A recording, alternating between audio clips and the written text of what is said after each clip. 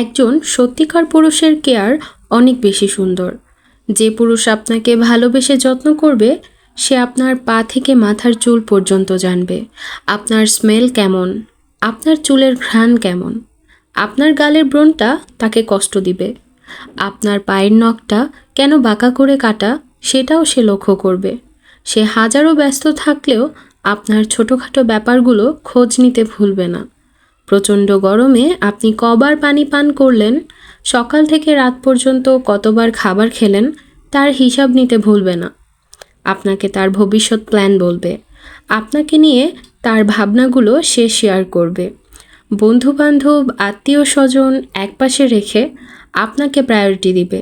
মানুষটা যত ক্লান্ত থাকুক না কেন, আপনার জন্য সে সময় বের করবে।